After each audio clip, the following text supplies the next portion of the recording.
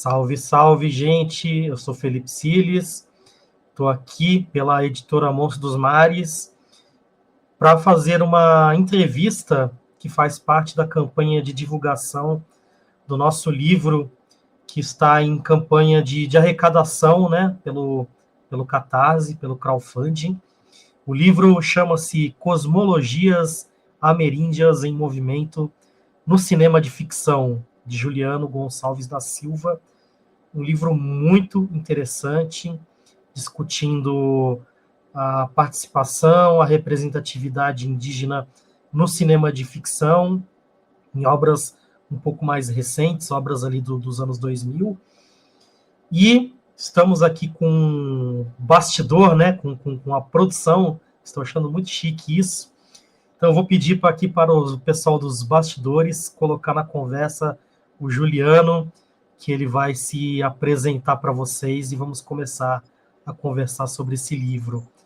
Salve, salve, Juliano! Laroie, antes de mais nada, abrir os caminhos para as coisas boas. Exatamente. E as palavras verdadeiras. Tudo bem, Felipe? Tudo bem. Estou muito feliz da gente estar realizando essa entrevista. Li o livro, assisti 3 dos 5 filmes aqui, né, a gente vai conversar um pouco mais. E os que eu não vi, eu acabei vendo o trailer, que só para ter algum caldo ali, né, para a gente trocar uma ideia, mas estou muito positivamente impactado aí tanto pelo texto como pelos filmes, né? Mas antes da gente entrar na conversa, né, dos filmes, eu gostaria que você se apresentasse para o pessoal e falasse um pouquinho do seu percurso, né, de como você chegou nesse tema, né? Você já teve um trabalho anterior, né, sobre a representatividade indígena no cinema, né? Então, se apresenta, fala quem você é e conta um pouquinho de como que você chegou nesse tema, nesses filmes, né? Como que a coisa virou esse livro, né? O percurso. Pois é, eu sou um modelo de 1973, então já estou mais do que 50 anos aí. E esse tema, de uma certa forma, é um tema que me acompanha há muito tempo, né? Tive algumas experiências de vida. A minha mãe é antropóloga e eu passei algumas dinâmicas de contato com os povos indígenas lá quando eu estava na definição para o vestibular, né? Dessa história, a gente teve um acampado dentro de uma aldeia Chavante, né? E isso alterou muito a minha percepção, né? E o meu interesse, na época, de saber, né, sobre esses povos, essas culturas. E isso inverteu, porque tradicionalmente a gente tem contato com os povos indígenas vindo para as cidades. No nosso caso foi a nossa família, mas uma outra família, a gente foi para dentro de uma aldeia. E foi o inverso, né? A gente ficou como se fosse sendo observado, né? Tudo que a gente fazia era muita curiosidade, muita intenção. E várias coisas que eu passei lá, né, me refletiram sobre outras formas de estar nesse mundo, né? Por exemplo, eu estava lá, eu tinha 18 anos, tinha mais ou menos, na verdade, um momento em que grande parte dos grupos tem essa ideia de quando a menina ou o menino se torna homem ou mulher. E aí tinham vários rituais, e eu entrei nessa história dos rituais, né? Inclusive, na época, cortei meu cabelo, como os índios, voltei, inclusive, o pessoal estigmatizou, era pré-vestibular, aquela coisa tanto super normalista. Mas uma das coisas muito curiosas, que eu sempre gosto de falar, é que tinha uma experiência lá, uma corrida ritual, que todos os jovens davam meia volta na aldeia, né?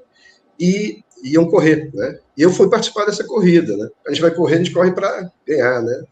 Mas lá a mentalidade é outra, né? Então, fui lá, corri, peguei a primeira corrida, cheguei em primeiro lugar, só que tinham quase 10 corridas, né? Na terceira corrida eu não estava aguentando chegar, porque a ideia não é competir, a ideia é lidar com os seus limites e como seria na natureza, né? A autonomia do sujeito, enfim, tudo respeito às coisas.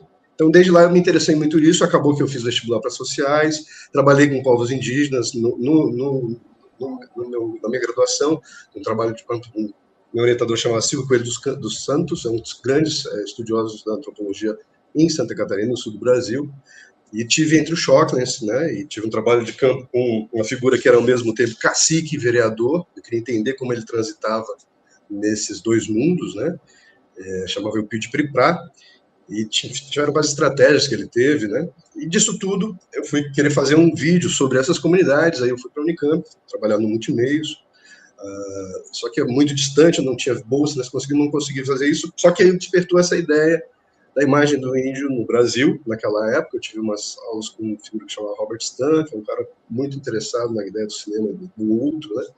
E mostrava que nos Estados Unidos isso já existia, e aqui no Brasil não. Tinha um trabalho muito grande já com personagem negro, um personagem homossexual. Eu fui trabalhar com personagem indígena, e depois disso eu fui aprofundando nesse tema, e exatamente hoje, né, nesse momento desse livro que a gente está conversando, foi quando a gente pensou essas realidades para os outros povos aqui da América Latina, né, e das cinematografias, principalmente, que é o que a gente está trazendo à tona aí, né, que é uma coisa que às vezes não se divulga, pouco se fala, porque, né, o mainstream acaba reproduzindo aquela ideia do índio norte-americano. Muitas vezes a gente pergunta para as pessoas e elas veem o índio norte-americano antes de ver nós mesmos como indígenas, né, nossas tradições, nossas culturas, nossas identidades, né, enfim, essas coisas todas.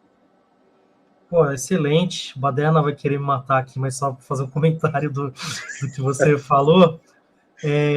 Eu tenho um amigo meu que ele pesquisou os Chavante também, e ele divulgou um livro interessantíssimo, assim, publicou, né, um livro interessantíssimo sobre a tradição de pegar cantos do Chavante, né, de pegar cantos nos sonhos, né, e fica aí também a recomendação, né, para o Arthur Iraçu Fuscaldo, o livro dele, e é um essa ideia mestrado dos dele sonhos, também, né? Os sonhos não tem separação, né? É uma outra relação com o mundo onírico, né?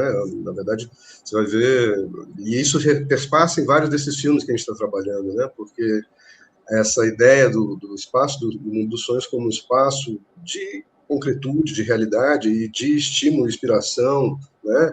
E oráculo, né? Para o dia a dia é muito presente, né? É muito vivo. É uma coisa que a gente tem que cada vez mais retomar, porque pode nos ajudar muito, né? A gente acha que não, mas um terço da vida a gente passa, entre aspas, dormindo, né? Ou sonhando, vamos dizer assim, né? Enfim. Não, com certeza. E a parte que você falou também da corrida me lembrou que eu tive algumas vezes na Jacupê, uma aldeia guarani lá em São Paulo, né? Eu participei de um ritual sagrado lá da uma cerimônia do chá, e eu me lembro que eu no final tive dores assim que eu nunca tinha conhecido. Fui apresentado a músculos assim que eu nem sabia que existiam, assim, né? É por aí o negócio. Mas é isso. Então, vamos ao livro, né? Lendo esse livro, né, e lendo também o seu trabalho anterior, né, eu fiquei com uma... No seu trabalho anterior, né, que acho que, se eu não me engano, foi do mestrado, é isso, né? Isso. Você coloca a questão... Me parece que tem uma evolução, entre aspas, do cinema, assim, que me parece até meio parecida com a própria evolução da transformação, vou chamar de transformação melhor, a transformação da antropologia, que é aquela ideia do indígena antes ser visto ou como esse bom selvagem, né, essa coisa essa figura meio angelical, meio pura, né, que não foi contaminada pelo Ocidente, pela civilização, ou ser visto como bárbaro, né, como um inimigo, como o outro, aquele que deve ser exterminado, e na verdade, apesar de parecerem coisas opostas, são duas facetas do racismo, assim, né, de você ter essa postura paternalista, né, ou essa postura de combate mesmo, né, de genocídio, né, uma coisa meio que acaba reforçando a outra, né, e me parece que nesse trabalho recente, na maioria dos filmes, os indígenas são representados de uma maneira mais interessante, assim, mais diversa, né, Eu acho que a questão toda é que se complexifica a questão, né? A perspectiva que a gente tem tradicional, essa muito dual, ela simplifica, mas ao mesmo tempo estigmatiza, né?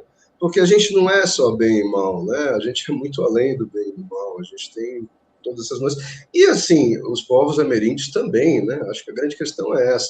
Agora, uma coisa que é muito importante frisar é que muita da produção que foi feita historicamente no Brasil sobre as populações indígenas foi permeada por muita censura e ditadura, né?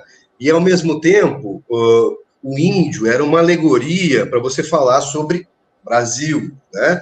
Ditadura, você não podia, e aí isso só surge, né?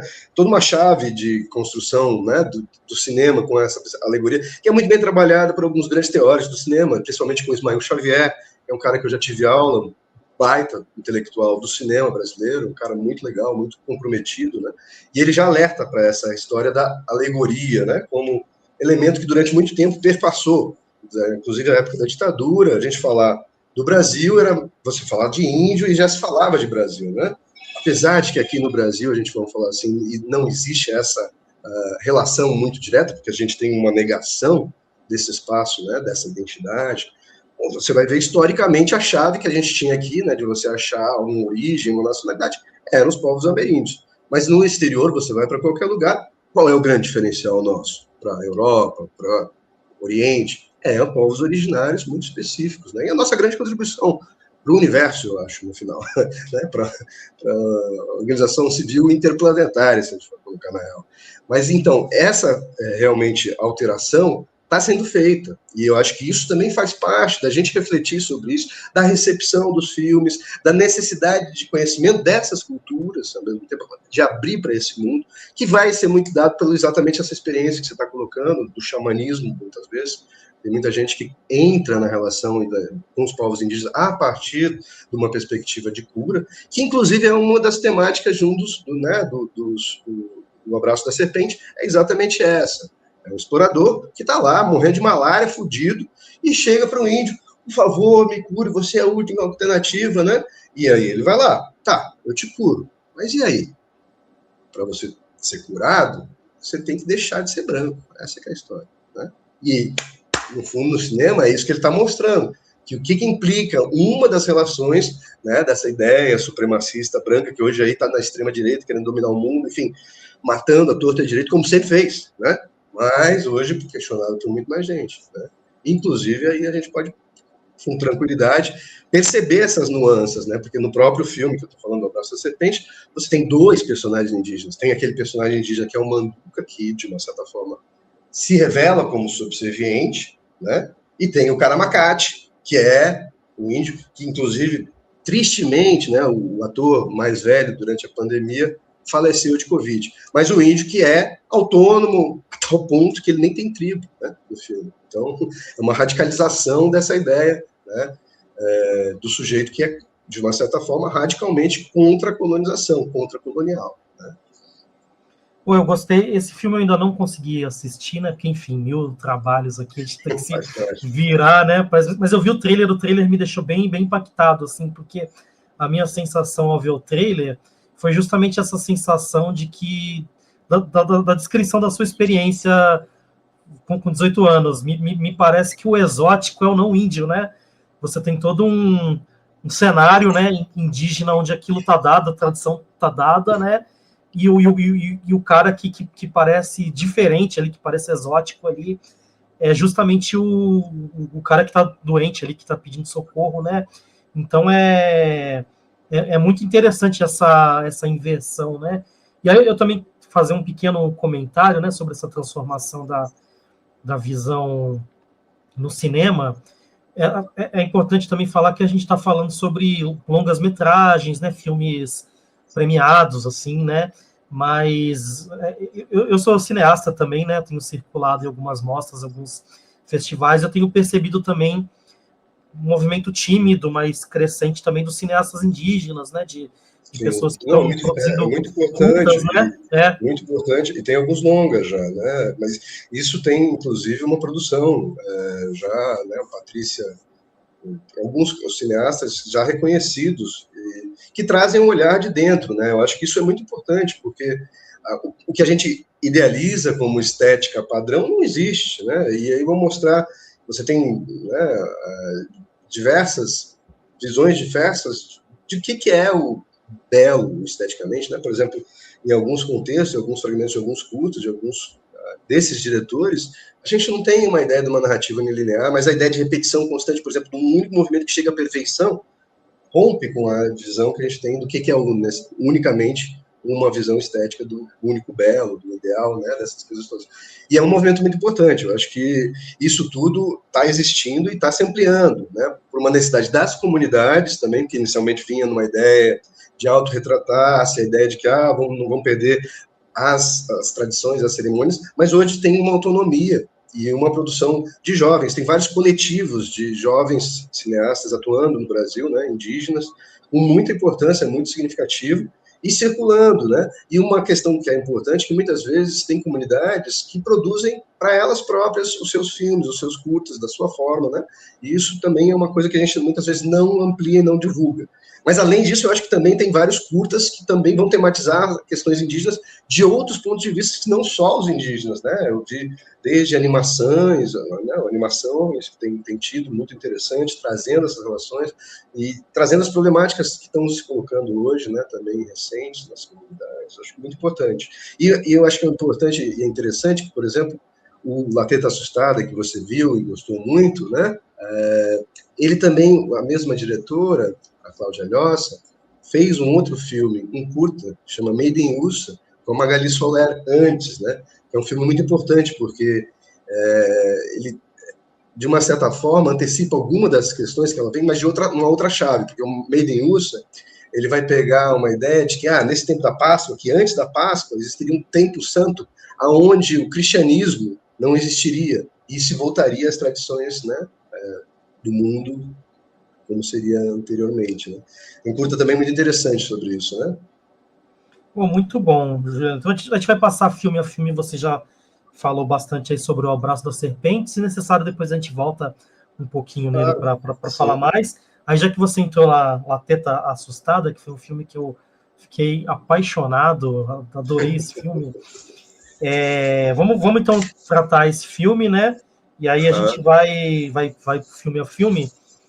Eu até escrevi uma resenha sobre esse filme, porque ele me impactou muito, não só na questão indígena, mas questões mais filosóficas, né? Questões de psicanálise mesmo, de desejo, né? De lidar com o desejo e tal.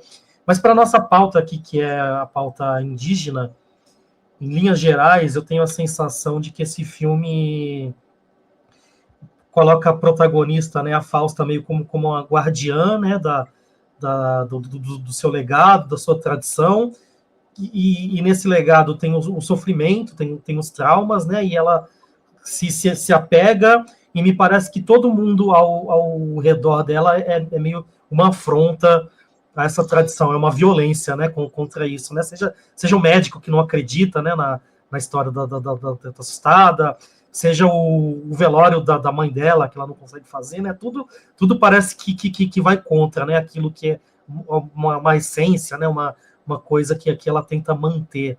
Aí, se você quiser falar mais sobre isso... Uma ameaça, né? Uma ameaça. Exatamente. É muito interessante. Eu vi esse filme pela primeira vez num cinema em Sevilha, na Espanha, né? E eu, como brasileiro, já estava no inverno lá há muito tempo, então... E aí entrei, e ele começa exatamente com uma canção, né? Uma canção em quechua, uma voz já muito gasta, uma voz ancestral, né? Que é a voz exatamente da mãe da Fausta, né? No início, quando ele cantando. E já cai, né? Nessa história que é exatamente, a gente poderia dizer, do fim de uma tradição e começo de outra, né? Ou outras, né? Num contexto que é muito complexo, que é o Peru, né? A gente sabe que é um país sobre muitas dinâmicas de violências historicamente, e de colonização e de anticolonização, né? Porque na verdade toda a história do filme está baseada em cima de violências que eram perpetuadas muito sistematicamente, inclusive pelos grupos do Sendeiro Luminoso, né? Que era uma vanguarda marxista que acreditava numa perspectiva profética de construção, né, do tempo, enfim, que foi de um lado e de outro, contra o Estado, a favor do Estado, então violências das comunidades terríveis, né? E a história da mãe dela, que morre, e ela não tem como enterrá-la, né? Eu acho que a grande questão do filme é essa. Como é que...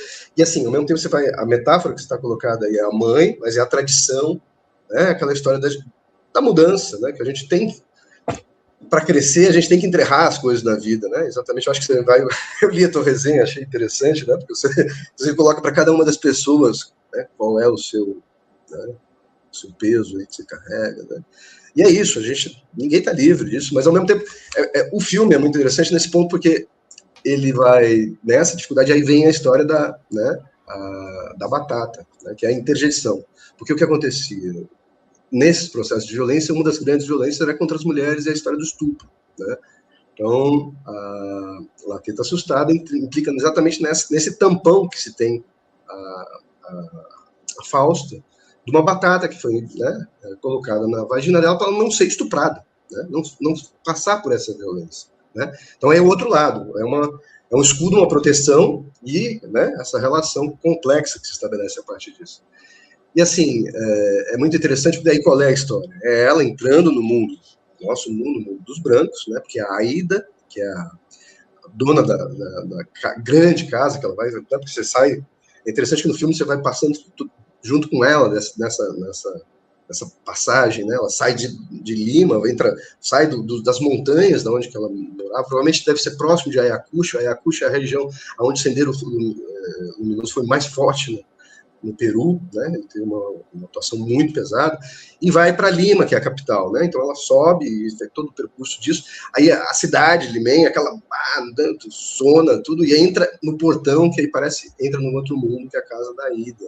Recebida por quem? Pelo Noé, né? Que é o jardineiro, indígena também, né? E também é um outro elemento como diria, dessa tensão dela com todo mundo, com todos, né?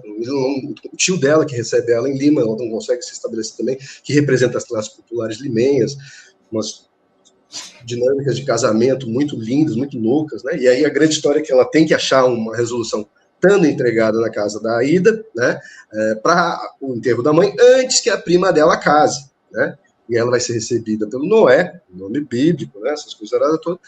E aí ela começa a cantar, e a Aida ouve ela cantando, curte as canções. A Aida simplesmente é uma pianista em crise, né, criativa, de depressão, enfim, já da meia idade para cima, né? E começa a dar pérolas para ela, né? Ficando daquelas pérolas aos poucos, né? Ou aos porcos, né? Enfim. E aí dá pérolas para cada música que ela cantar. E isso vai acontecendo até o momento que ela, depois de uma grande um show, né, aberto, uma ópera de Lima, não sei qual é o espaço, mas um grande teatro lá. Um concerto ali, né? Concerto de piano, né? Concerto onde ela vem e traz todas, ela falar e fazer uma pequena crítica sobre a interpretação dela, né? Aí deixa ela para fora, que é uma coisa meio dizer, olha, o que você está fazendo com o que eu canto, né? Eu posso falar sobre aquilo que é a ideia da apropriação cultural, né? Vamos pensar assim, né? Por um lado. Enfim, isso tudo, para a gente não dar o spoiler do filme, mas discutindo sobre várias perspectivas de dinâmicas culturais, de gênero, né? E dessas interrelações que se estabelecem entre, você mesmo colocou a questão do desejo, mas não só, vai revelar a dificuldade que se tem, né? E que hoje são quase muito extensos, indígenas que vivem em contexto urbano, né? E dessa relação que se tem com o nosso mundo, de valores, de significados, de efetivamente considerações que se estabelecem e de estratégias de sobrevivência, muitas vezes, né? Porque o que está em jogo, no fundo, é a relação dela como perpetuadora dessa cultura e memória dessa história e viva desse sujeito, né? E de não apagamento dessa referência, né? Sim, não, e muito interessante que você falou, ela precisa dar um fim, né, ao corpo da mãe, né, ao fim ao trauma, mas precisa ser um fim digno, né, não pode ser uma coisa de qualquer jeito, né, enterrar no quintal ali, segue a vida, né, então tem isso também, esse fim também não pode ser de qualquer jeito, né. E, inclusive, ela vai ter várias dificuldades, né, porque onde ela queria o enterro que ela via no quintal vira uma piscina para os moleques da família se divertirem. Quer dizer, o tempo inteiro é esse jogo, né? Do sofrimento e da vida que segue, né? No fundo, às vezes é isso, né? Que a gente, como lidar melhor com esses processos. E coisas que perpassam o cotidiano de todos nós hoje. Eu acho que essa, vamos dizer, complexidade dos personagens é fundamental, né?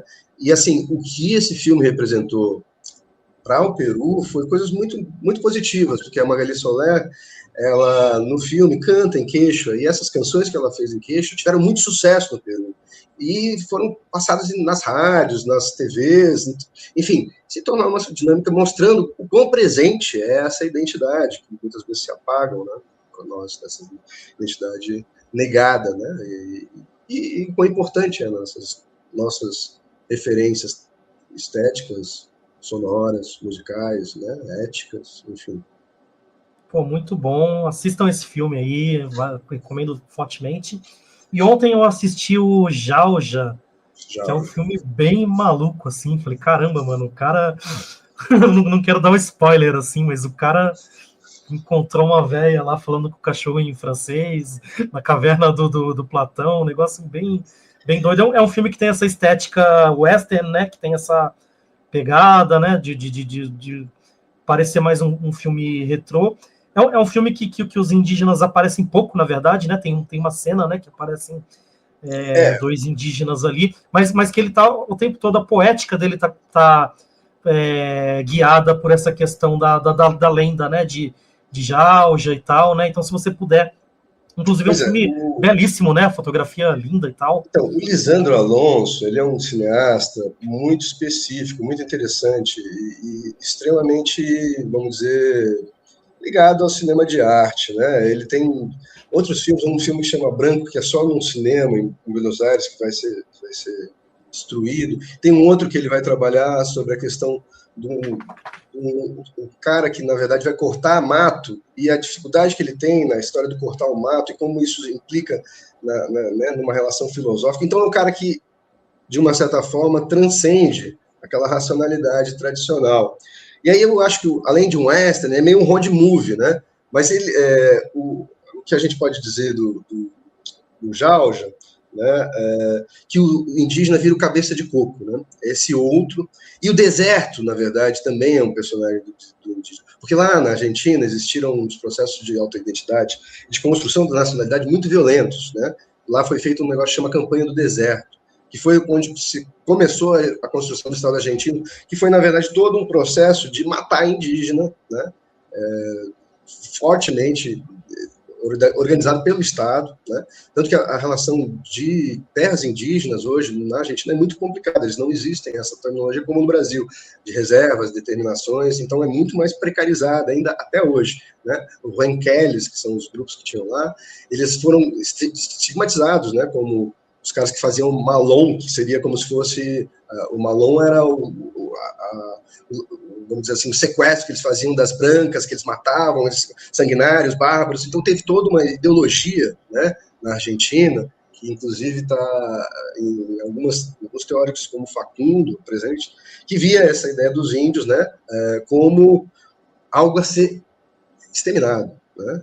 E isso é muito presente até hoje. Né? A gente pode pensar, Buenos Aires é uma cidade que seria Mapuche. Né? E existem ainda hoje, tem várias tradições, várias pessoas que reivindicam, se organizam e estão em luta, né?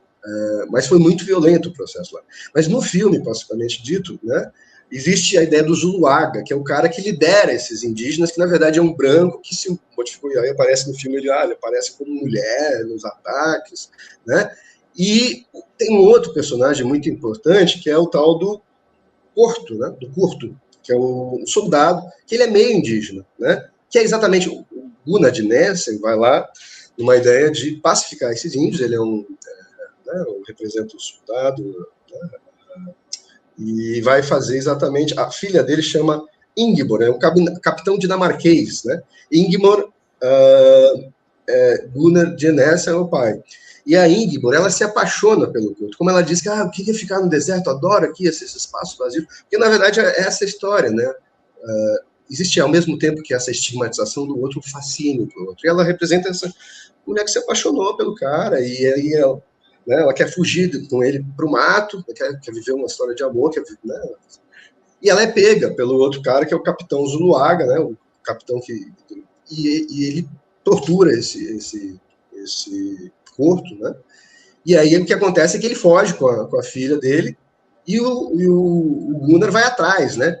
E nesse ir atrás tem toda uma perspectiva que a gente pode dizer muito próximo daquela história, né? Gabriel Garcia Marques, de realismo fantástico, porque você não sabe, né? Se ele está ainda consciente, porque são dias e dias no deserto, atrás, uma busca desesperada, aí na altura ele entra numa caverna, encontra a filha mais velha, né? E volta, e tem uma história também no filme, muito importante, como uma história de um soldadinho que ela acha em alguns momentos.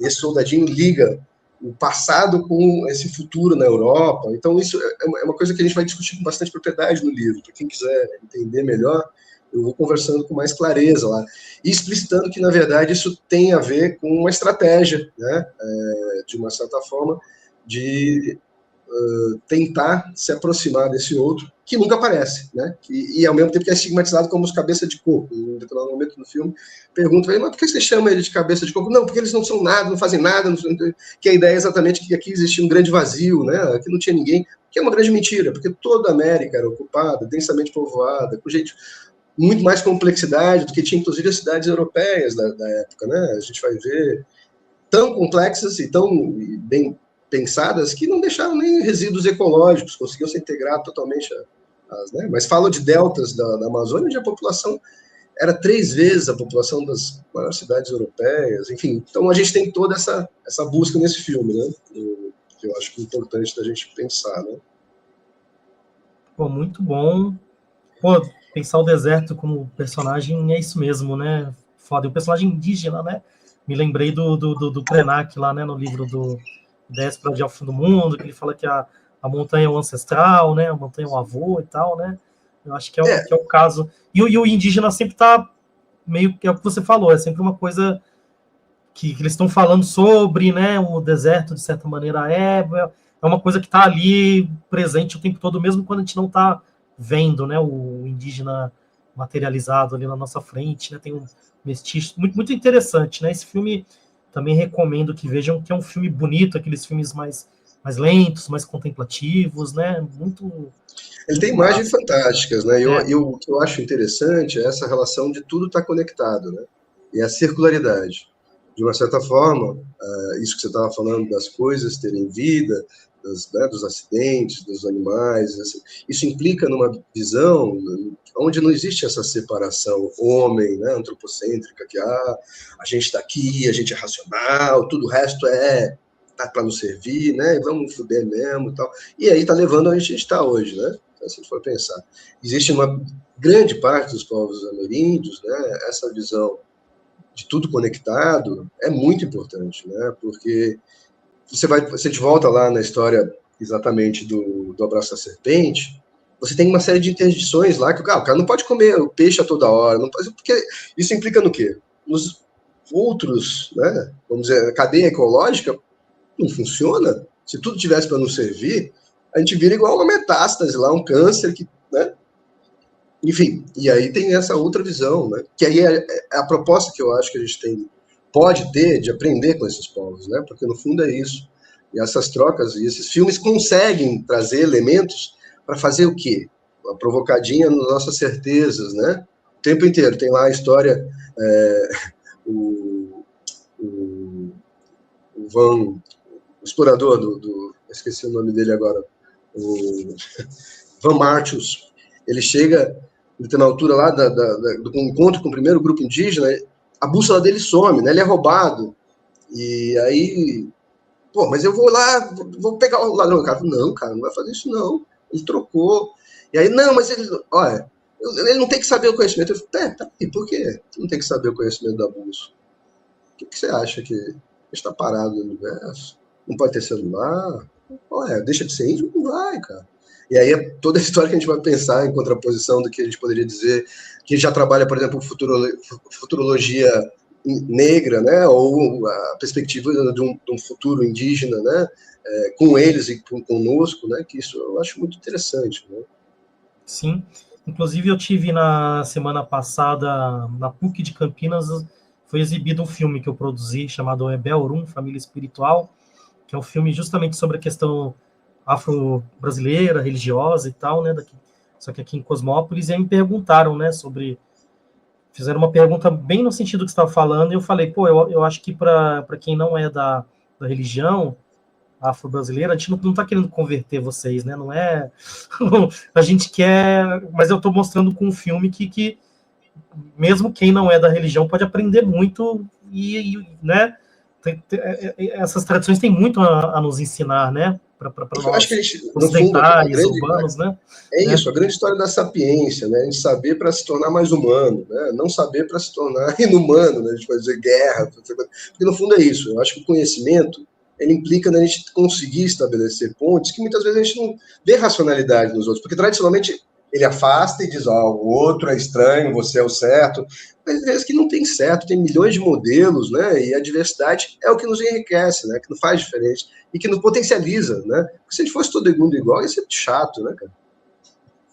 Mesmo se fosse todo mundo, vamos dizer assim, da sua religião, imagina que pode, não teria outra relação, não, né? Enfim, eu acho que nesse ponto o ensinamento que se tem é muito positivo, porque tradicionalmente os povos indígenas não entendiam esse comportamento, né, dos europeus de sair matando. Eles achavam que isso aí era falta de educação. Inclusive, você tem várias histórias de que eles adotam crianças e tentam reeducar elas. Como se tem, por exemplo, toda uma perspectiva, você vai estudar movimento indígena no Brasil, durante muito tempo, a perspectiva do movimento indígena era de reeducar a sociedade indígena, porque as coisas são tão absurdas, e até o próprio Krenak, que você fala, ele diz assim, olha, cara, a gente vai continuar fazendo esse Estado colonial, que reproduz as elites, que faz as desigualdades, até quando? Já não chega, né? Não está no momento da gente pensar uma outra realidade, construir algo mais próximo das nossas vontades, necessidades, anseios, que é um pouco por aí, né? Eu acho que essa é a relação. E aí o pessoal brinca, não, você está querendo falar de anarquismo, mas anarquismo não é sociedade complexa, então volta para o mato, todo mundo vê.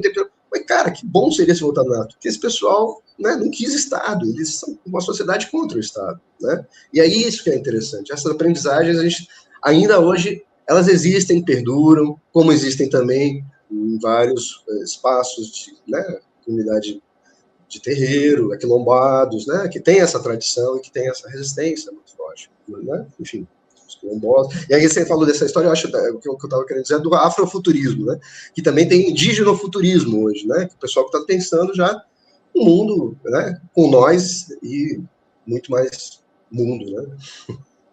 Pô, fantástico, fantástico. Aí, passando para outro filme que eu assisti aqui, que eu achei muito maravilhoso, Corazón del Tiempo. É um filme que é aquele romance gostosinho de assistir, né? Do casalzinho apaixonado ali, que todo mundo tá contra ali, né? Os dois ficarem juntos e tal, mas acaba se armando uma solução ali, né? No final. Mas, para além do romance, eu acho que o que é interessante aqui para nossa conversa é tudo que cerca, né? Esse romance. É os valores, né? Tanto os valores zapatistas, da esquerda, os valores tradicionais, né? O choque e como esses valores também sentam para negociar, para conversar e tentar achar, né, uma solução, né? Eu achei muito interessante, né? Esse encontro da guerrilha com a tradição e tem os pontos, né, de choque, mas tem os pontos que eles se encontram também, né? Então, essa ideia, né, o Coração do Tempo, ele é um filme diferente dos outros, ele usa muito atores não profissionais, né? Então ele tem um frescor, né, e uma relação muito importante dessa história, e que é a história que vai trazer exatamente qual que é a grande dinâmica, né? Mostrando a tradição e a modernidade, né? Porque, vamos pensar assim, tradicionalmente os grupos têm acordos para se ter o casamento, né?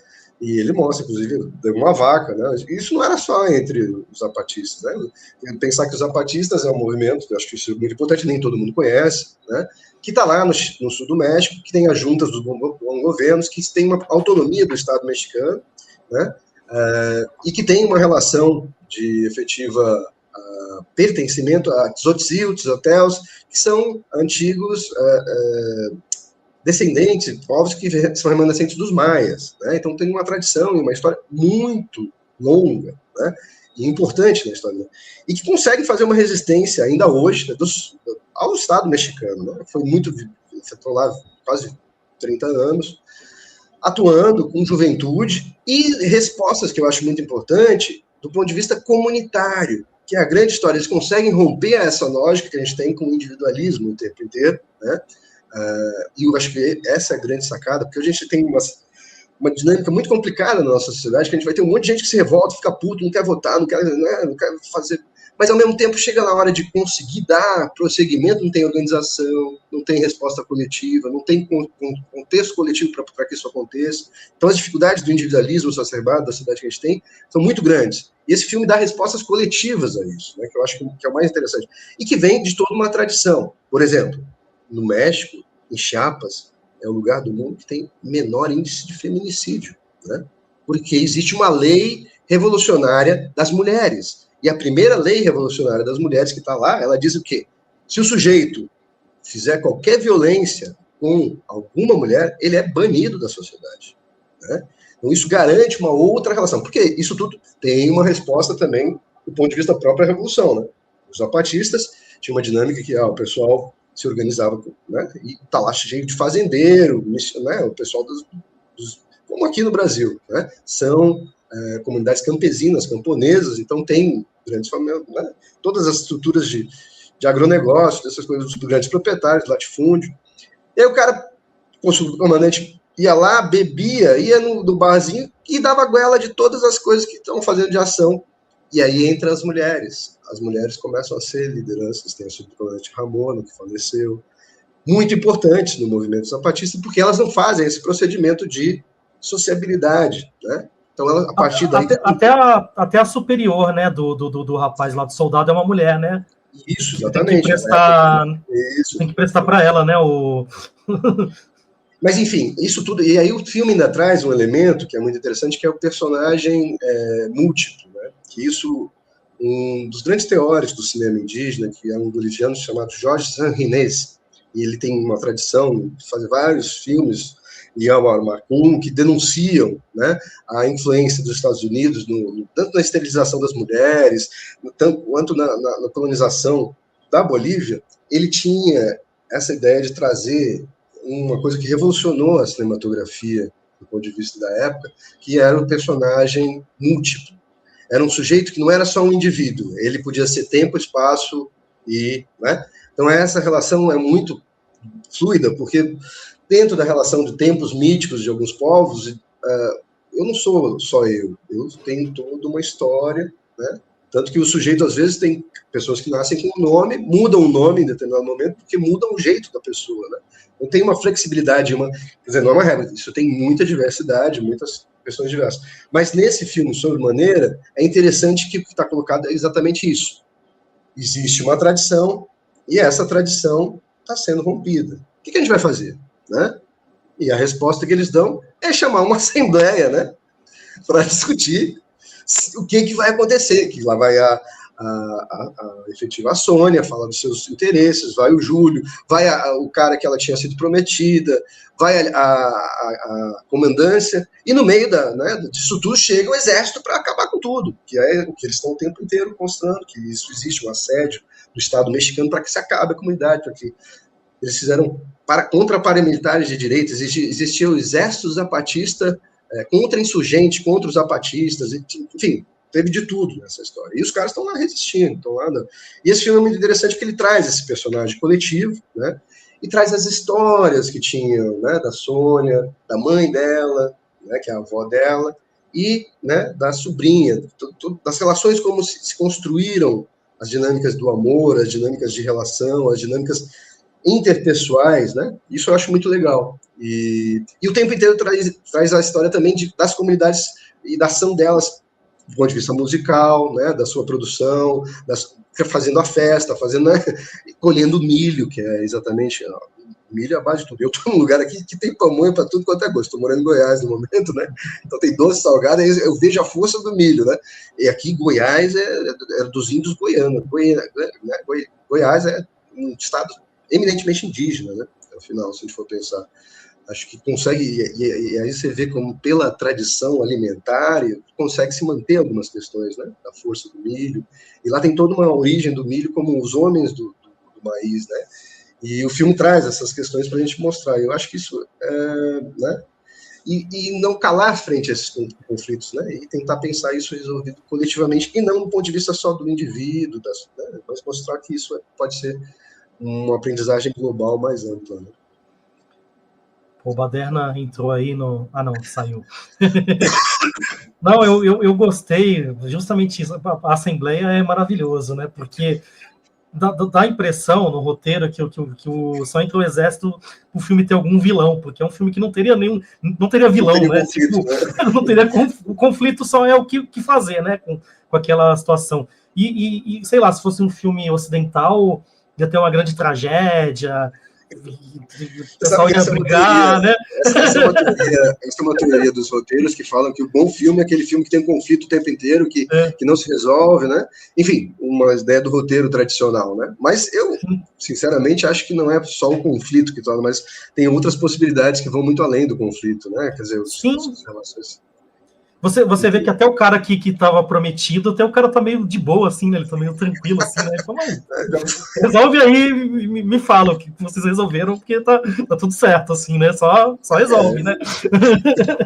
É muito bom, assim, né? E é massa, dá a impressão que é isso, né? Que o inimigo é esse Estado autoritário e que, tipo, pô, entre a gente aqui a gente se entende, a gente conversa, a gente dialoga, a gente chega num resultado, por mais que quebre com a nossa tradição, mas deixa que a gente quebra porque faz sentido pra gente, assim, né? Não se É, metam aqui na nossa história, né? eu achei interessante isso, porque, quer dizer, o filme não corresponde necessariamente à realidade, né? Mas é uma amostra de como isso pode ser feito, né? Não é uma coisa impossível de ser realizada, né?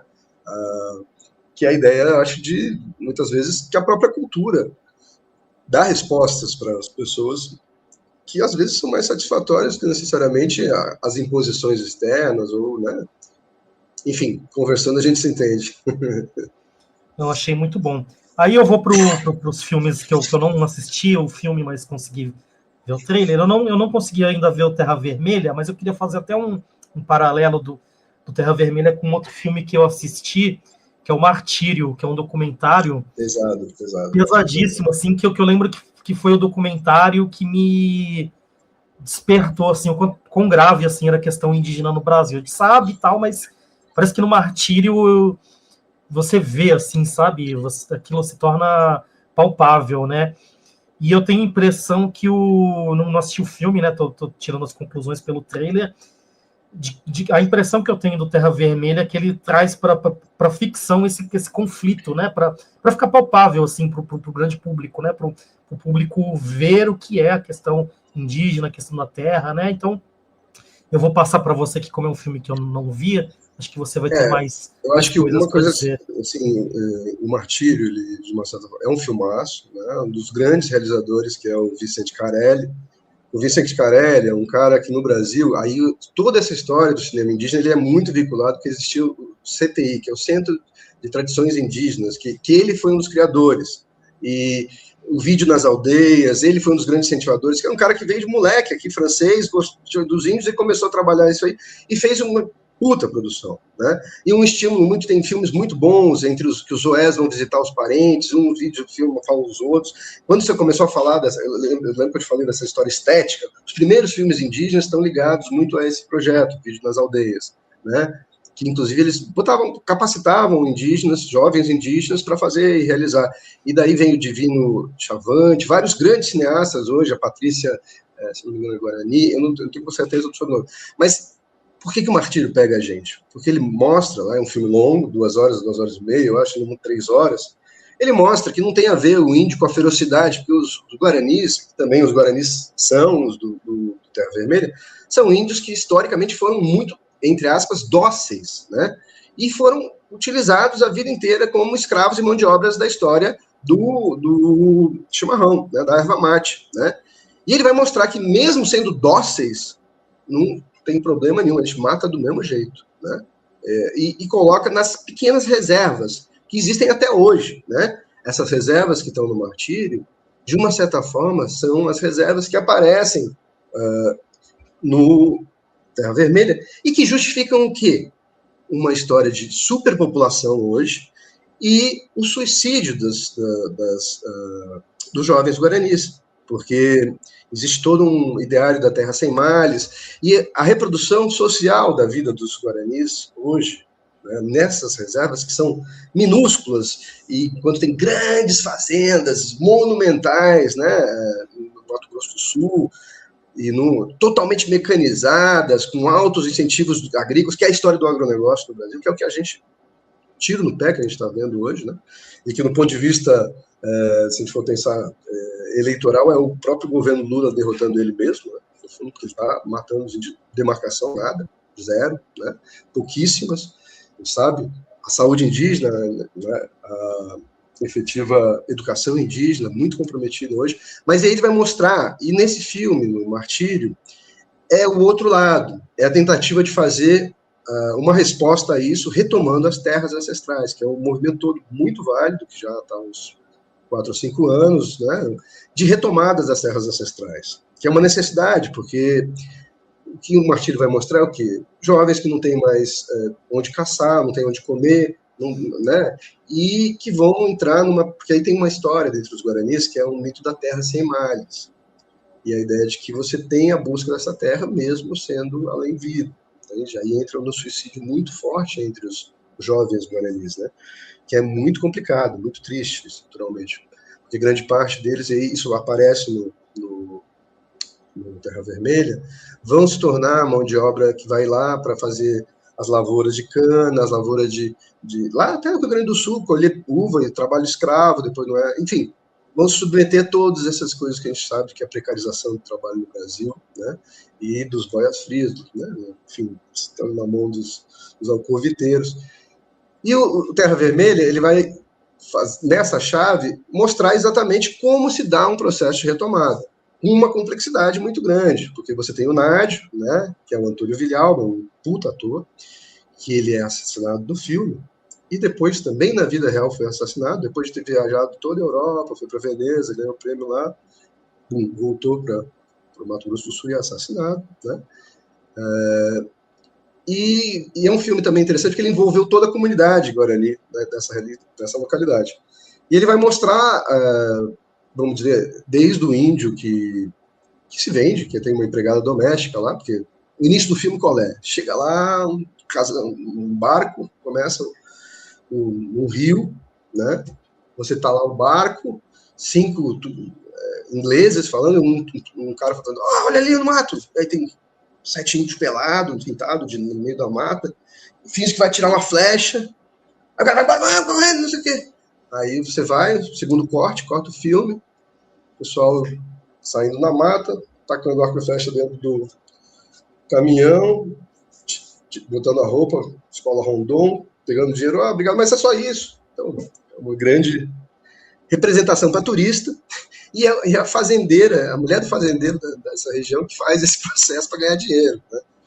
E tem uma empregada indígena, e tem, enfim, então a complexidade dessa realidade toda, do contexto lá, e da própria retomada, né, no sentido de como é ser feito. E aí, paralelo a isso, muito interessante é que você tem o início de treinamento de um xamã e as dinâmicas dele, por exemplo, com o filho com a filha do latifundiário, né, as interrelações desses processos, né, que é a Mariana, que depois vai até está o tempo inteiro meio que, né, quando ele vai rezar, está lá oferecendo um baseadinho para ele, enfim.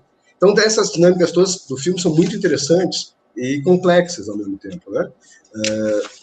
E o próprio filme, ele foi, de uma certa forma, apesar de feito pela comunidade, tem alguns casos, por exemplo, que a própria comunidade negou a existência dele. Por exemplo, tem um momento que nessa retomada ele bota um capacho, um capanga para cuidar num trailer, cuidar para não invadir a terra dele, porque as retomadas geralmente são feitas de noite, implicam uma série de rezas, coisas, né?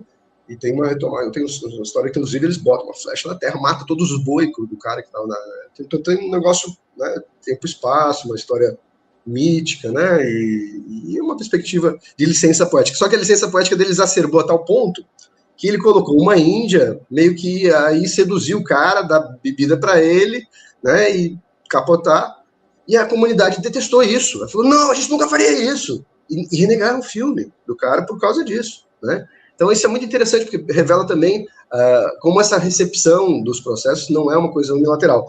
Porque o diretor é um cara ítalo-argentino que fez um filme que chama Garagem Olimpo, muito interessante sobre a questão da ditadura na Argentina e como eles limpavam, eles matavam as pessoas da resistência e tacavam em umas garagens, né, para depois mandar para o Rio, né, que é aquelas coisas da Operação Condor. Então é um cara que tem vamos dizer assim, ele é mais artista do que teórico do movimento indígena. Então demonstra também essas dificuldades, às vezes, que existem, né, no campo artístico, de se lidar com a dinâmica da vida real, né, da vida indígena, da vida comunitária, né. E, ao mesmo tempo, isso é legal, porque traz elementos para a gente pensar sobre essas questões. E esse xamã, e a aprendizagem do xamã, e é um filme que também traz a história dos espíritos negativos, né. Existe um personagem do filme que é exatamente o Arguê. O Arguê é o mal, né? E o mal é, entre aspas, quem produz o suicídio dos indígenas. Ele é um elemento que está na mata, né? E o xamã vai exatamente poder saber diferenciar esses elementos para os elementos que seriam não entre aspas, não dá para a gente falar bem, mal, mas não desse espaço de energia, vamos dizer assim, pesada, né? E pelo outro caminho, né? Que um pouco é isso.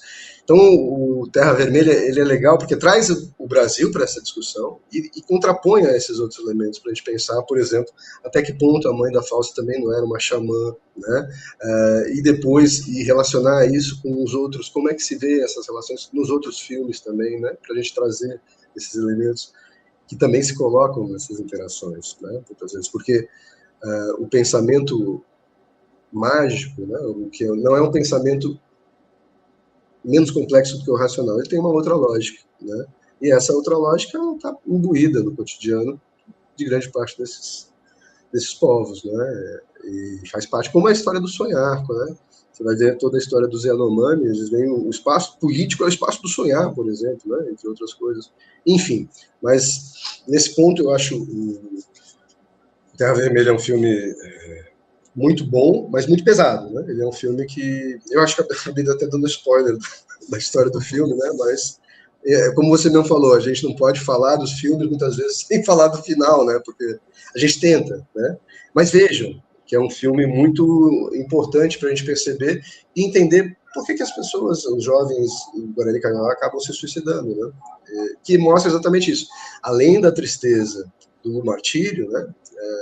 E da realidade que se colocou, o que frente a essa realidade, e a gente pode pensar isso, os povos no Brasil e de uma forma geral da América Latina têm crescido, eles não têm diminuído, não têm deixado de existir, muito pelo contrário, né? A gente sabe num contexto onde você tem no Nordeste do Brasil vários povos, Cariri, Chucuru, né?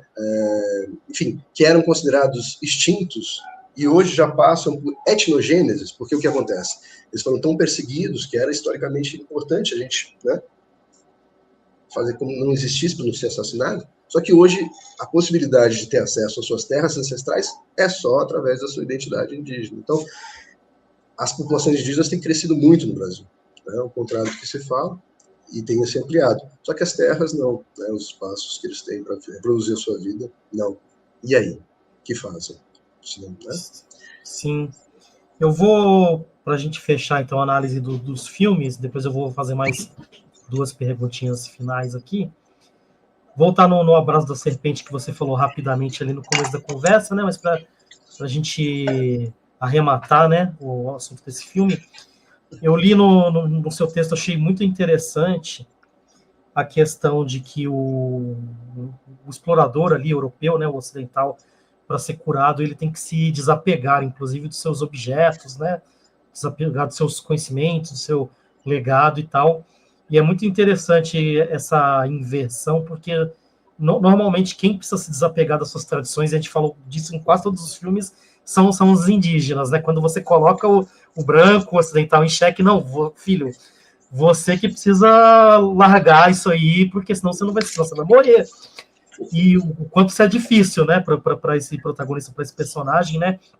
Então, eu queria, só para a gente fechar o Braço da Serpente, falar sobre essa inversão que eu achei muito interessante. Se você tiver outras coisas para falar desse filme também, a gente se encaminha para os finalmente depois. O mais curioso, né, na verdade, é que esse filme vai falar sobre dois pesquisadores, né? O Theo Van Martens, que na verdade era um etnógrafo, etnógrafo da Universidade de Tübingen, né? Tübingen, se não me engano, na Alemanha, que seria o que a gente poderia considerar, no seu momento, o mais alto teor civilizatório de estudo do outro, né? Vamos dizer assim. Então, ele representava o cara que seria anterior no processo da antropologia, os primeiros sujeitos que trabalhariam com a ideia do outro, né? No registro do outro. Então, ele é aquele cara que anotava tudo, desenhava tudo, os cadernos, fotografava, tirava as primeiras fotos. E aí entra uma coisa que é muito interessante, né? Porque no filme tem a ideia do chulachak, né? Que seria esse outro que já não tem vida, porque em alguns grupos indígenas você tinha uma visão de que se a sua imagem fosse captada pelas câmeras, você perdia o seu espírito, né? Então essa relação entre, né, alma, corpo, espaço, que está presente no Chulachak. E ele faz essa denúncia o tempo inteiro, né? Porque daí a grande história do filme, que eu adoro o Nossa Serpente, porque eu adoro filmes preto e branco. Ele é um filme preto e branco, né? E que alterna tempo e espaço com uma dinâmica muito própria, né? Muito própria e interessante, porque, de uma certa forma, são dois tempos e espaços que se alternam. E aí o segundo pesquisador é o Evan McGregor, que é, na verdade, um alter ego de alguns etnobotânicos, né? Que estariam exatamente, né? Tracy McKenna, eu acho que tem alguns outros, que eu não lembro o nome dele, mas que vieram para exatamente decifrar os códigos, né? De alguns elementos enteógenos, né? Inclusive da ayahuasca, do daime, e pesquisas que tiveram, e paralelas ao interesse que também que tinham com a borracha, né? Essa questão da guerra o tempo inteiro, né? Aquela ideia do que ele traz, e o tempo inteiro que esse apego, ele vem falar, esse apego é a minha relação com a memória, com o afeto, mas o tempo inteiro o Karamacate vai falar, olha, você está mentindo, por que você está carregando uma arma aí? Né? Porque, na realidade, vem aparecendo situações que eles usam elementos que não estavam colocados no processo, né? E isso é legal porque também faz a gente pensar nessa relação, né, do que é realmente o apego, né, a ancestralidade. Aí ele vem, não, eu posso tacar tudo, porque aí a questão são coisas práticas, né? Tá lá na canoa, a canoa tá afundando, olha, essas malas estão pesadas demais, cara, não dá para levar. Tem que tirar pra gente, senão a gente vai morrer, vai sufocar. Aí o cara, não, aqui tá minha memória. Não, aí o cara vai lá e taca. E chega uma que ele não deixa, né? Que é a história lá do gramofone, né? Que tem a história da música, que bota, né? Na altura do filme. Veja esse filme, que vocês vão gostar muito, porque ele faz essas alternações, né? Tempo e espaço são muito boas. Então, essa relação com, de uma certa forma, esse processo, ela é ao mesmo tempo efetiva e ela é também estratégica, muitas vezes, para encobertar atos que se tem na prática, né? E ao mesmo tempo, ela reflete para a gente perceber quantos preconceitos a gente carrega, né? No fundo dessa história toda, né? Porque, e o tempo inteiro, o Karamacate está lá como guardião do conhecimento tradicional, né? Se a gente for pensar, a Fausta também é guardiã do conhecimento tradicional, das músicas, né? Do conhecimento, né? E o xamã lá também, do Terra Vermelha, também vai, tanto tem um mais velho, tem mais novo, também vão trabalhar nessa chave, né? Então a gente tem que ter segurança daquilo que vai acontecer. E é algo que nós pouco transparecemos nesse processo, né? Porque o tempo inteiro a gente tem segundas, quando não terceiras, intenções que são representadas pelos pesquisadores nesse processo, né? E aí o Chulachak vira o cara que já, você já esteve aqui, você já me falou isso, eu já vi isso, já pode acontecer. E é uma ideia do tempo mítico, né? Aquela ideia da coisa que não acaba de uma forma teleológica, horizontal, né? Progressiva, mas ela continua. Eu estou aqui só de passagem, vai ter um outro, e outro, né? Tanto que na altura a gente volta lá para Terra Vermelha, o filho do Nádio, ele usa de muita violência para repreender o que ele faz. Na altura ele vai trabalhar, todos os filhos trazem comida, ele compra um tênis, sabe? E traz um saquinho de comida pro pai, o pai, leva-se embora. Aí o outro ancião fala para ele, olha, você está sendo muito duro com o seu filho, pensa que um dia que ele vai ocupar o teu lugar, né? Que é essa ideia, né, do tempo e espaço, que a gente não tem muito presente, né? Então, eu acho que esse filme passa muito essa relação, né? Porque ele alterna isso, né? E vai fazer essa perspectiva enquanto continuidade, até como chegou, né? A história do segundo do primeiro Chulachá, dos primeiros desenhos lá do Theodore Van Martius, chegou para o Evelyn, né? Como é que chegou? Né? Ele falou, não, o Manduca pegou o caderno e mandou para a Alemanha. Então, são relações que às vezes não são óbvias, né? E eu acho legal do filme é isso, porque ele vai além das obviedades, né? E aí esse conflito que para mim é o mais instigante de filmes. São aqueles filmes que não necessariamente são óbvios quando se começa, né? Porque tem uns filmes que se começa já no meio já sai o final deles, né? Então eu acho que o Abraço à Serpente ele é um grande filme em função disso. E tem várias licenças poéticas, né? A gente pode dizer que, por exemplo, o Manduca, um índio sozinho, nunca existiria, porque, né, o índio só vive em comunidade, não existe um ser, né, eremita, né, enquanto tal não tem possibilidade de se construir socialmente, né? E o que acaba seduzindo ele na história do Theodor Van Martius, quando ele vai pedir ajuda, é o quê? Ele tá lá com um colar coiuano, que aí o Caramacas fala, mas coreano não existe. Não, eles existem, eu tive contato com eles. Ele fala, se eles existem, então é eles que vão ter o remédio para o teu problema. Então é uma coisa que desde o início do filme se fecha. E aí tem vários arquétipos, tem a história da cobra grande, que é a origem de todos os seres, que é a dos rios, né? E a onça, a relação com os animais, né? Que não é uma relação nós, eles, mas integrado, horizontal. Né? Então o filme traz tudo isso, e isso vai despertar a curiosidade de muita gente. Pô, muito bom. O Baderna está avisando aqui nos bastidores que O Abraço da Serpente, um livro falando sobre esse filme maravilhoso, está disponível como recompensa, né, da campanha. Então, né? O segundo livro que eu escrevi é exatamente sobre as aprendizagens, né, que se tem sobre essa relação no Abraço da Serpente. Esse é o segundo livro que faz parte da campanha de financiamento, né? Uma das possibilidades dos sujeitos terem acesso, você tem a possibilidade do combo, de comprar o primeiro livro, né, o personagem indígena no cinema brasileiro, o segundo que é sobre o Abraço da Serpente, que é da editora Sarita, grande parceira aí, e o terceiro que está exatamente saindo agora sobre essas cosmovisões que acabam virando xamã, né? 3 livros, pede música, né? Juliano, hat-trick, maravilha. Quem quiser adquirir os 3 aí, eu recomendo. E aí, já que a gente entrou no assunto da campanha, nós fomos aqui ligeiramente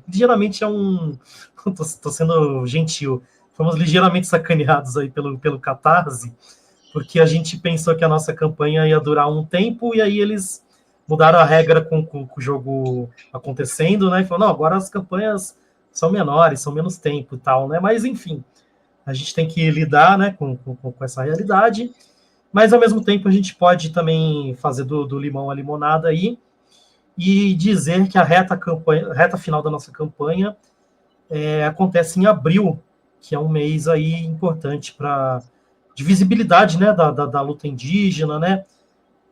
Tem o dia 19, o famoso Dia do Índio, né? Tem muitas disputas, muitas controvérsias aí sobre esse dia, né? Mas é inegável, né, que abril é um mês importante aí para as lutas indígenas. Então eu queria saber do Juliano como ele enxerga essa questão do mês de abril, né, da luta indígena e da simbologia aí do Dia do Índio no dia 19.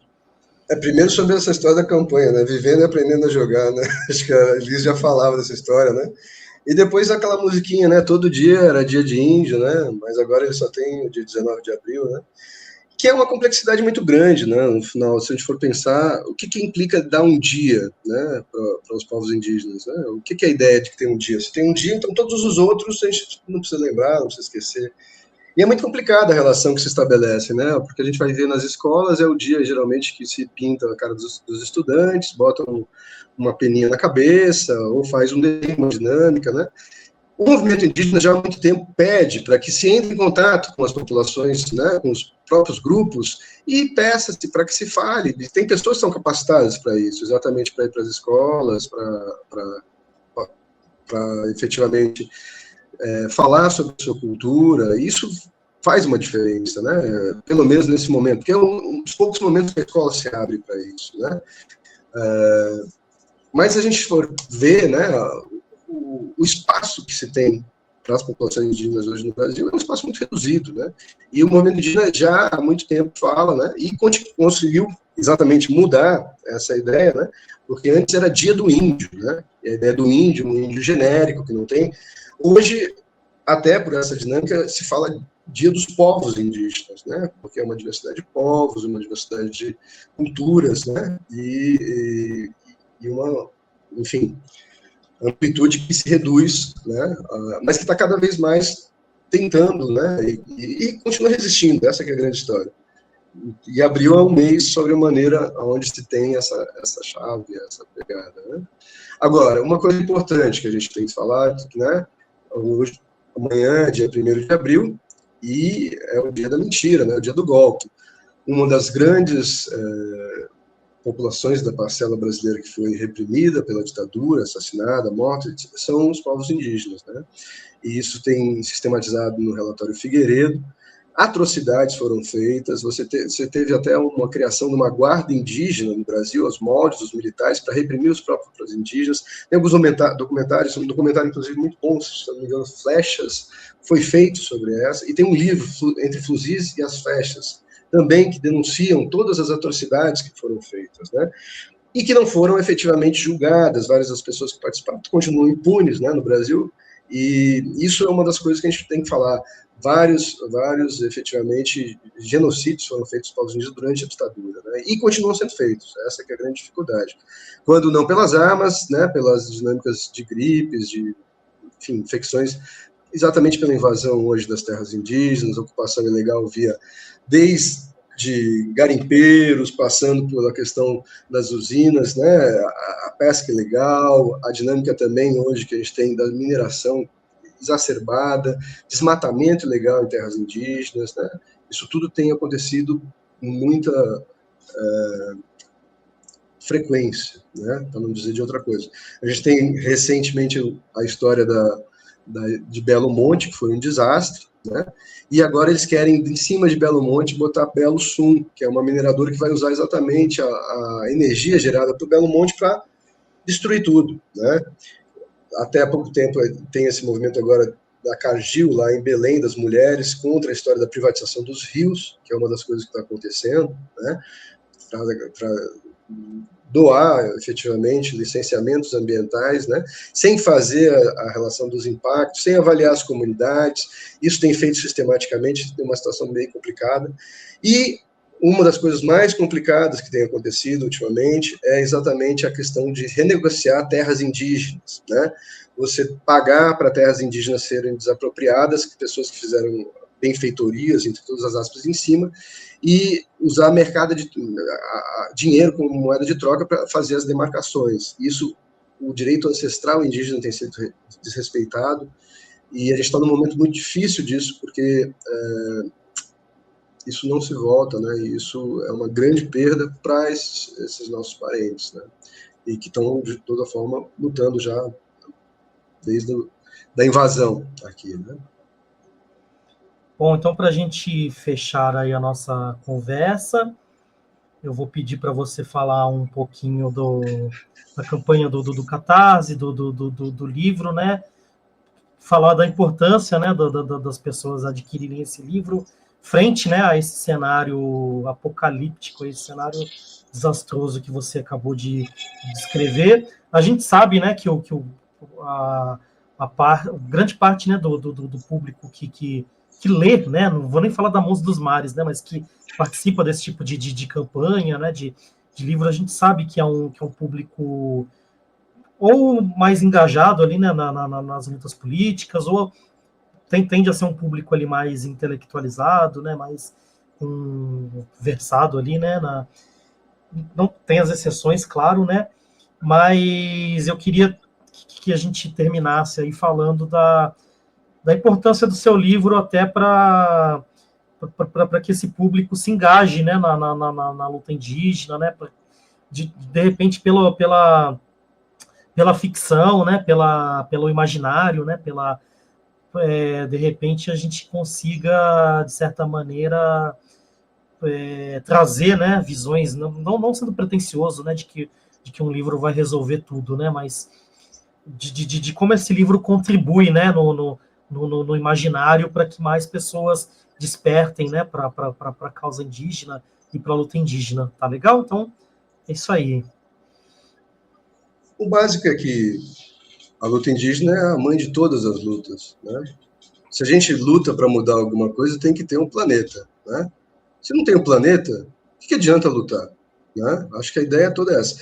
E o planeta é feito de uma materialidade. A materialidade está aí, está colocada. E ela está bem ameaçada. Né? E cabe a todos nós, de uma certa forma, temos ciência de que isso está acontecendo. E a possibilidade que a gente, né, vamos dizer, use o nosso conhecimento enquanto ferramenta para modificação, ela está dada. Aqueles que podem querer, podem optar, podem. Antigamente tinha ditadura, não existia publicação, a gente corria para poder fazer isso. Hoje não tem, mas existem outras ditaduras, né? Desde os algoritmos até as próprias das editoras, né? Um grande meu amigo intelectual, você vê, uma pessoa que eu conheço, que era ativista, usou bastante, vendeu bastante tempo a questão de campanhas verdes. Eu falei, olha, tem esse financiamento. Falei, sabe o que eu te recomendo? Pega uma editora grande, cara. Eu falei, pô, legal. Aí, mas é isso, eu acho que a ideia é assim, as coisas podem ser muito fáceis, mas se elas não são feitas comumente, se a gente não constrói caminhos que são além dos que já estão colocados, que não são caminhos verdadeiros, né, seriam iguais às palavras, elas não são verdadeiras. Então, por isso eu recomendo as pessoas financiarem o livro, lerem, conferirem, e se tem críticas, se não são palavras verdadeiras, vamos conversar, né? Eu acho que a ideia é essa. Eu não morri, o livro está aí, e a ideia é que esse conhecimento se amplie para que chegue efetivamente a modificar a realidade. Eu não acho que uma coisa é teleológica, mas existem sentidos e significados onde os afetos e perceptos podem chegar além. Né? E a gente está construindo isso. Eu acredito nisso. Ô, Juliano, eu queria, sem palavras aqui, agradecer a conversa magnífica aqui, maravilhosa. Muito, muito feliz da gente, a gente tem se conversado pelo WhatsApp só, né? Da gente bater esse papo por videochamada, né? E é isso, agradecer também todo o pessoal da Monstro dos Mares, né? Baderna, Caronte, todo mundo. A gente está muito feliz aí com essa campanha, espero que ela seja bem sucedida aí, bata os 100%, até mais de 100%, né? Para que esse livro se espalhe aí, para que mais gente tenha acesso, né, a esse material, a esses filmes, ao seu texto e tudo isso, né?